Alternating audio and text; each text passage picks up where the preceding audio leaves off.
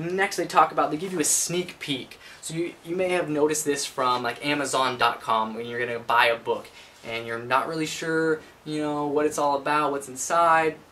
So you go to Amazon.com and you read an excerpt, a few pages from the book.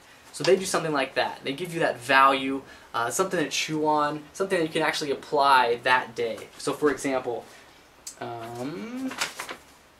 let's see here. What's your company's sentence? It's like branding.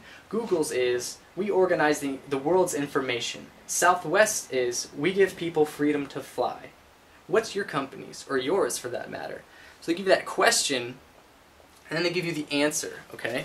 So this is kind of what it looks like, right? And then they do the same thing down here, but you notice that instead of just asking the question and giving you the answer, they just ask the question.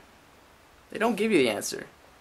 So you're used to getting the answer, but then you ask, you know, how can you survive the boss from hell? They're like, oh, I'd sure like to know the answer to that one. But they don't give you the answer.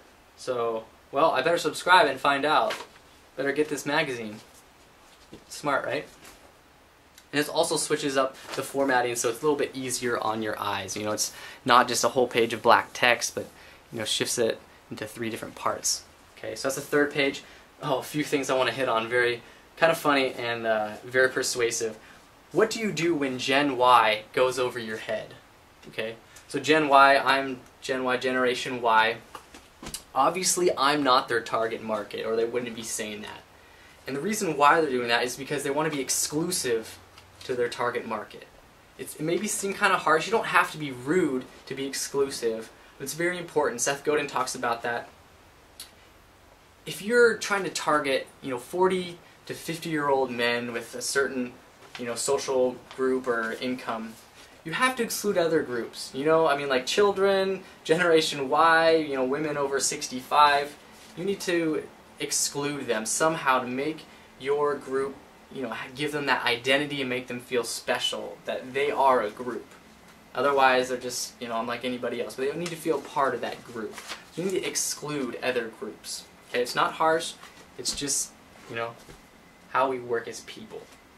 So they do that really great.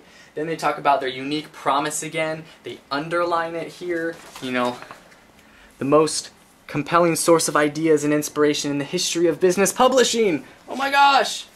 On every single page they say that. And then at the end they say, over please. What is that telling me? It's telling me turn the page. Oh, okay, I'll turn the page. Otherwise, I'm probably not going to turn the page.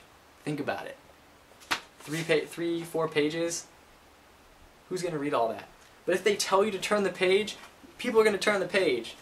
It's very simple, simple request, simple command, but you need to tell people to do simple things.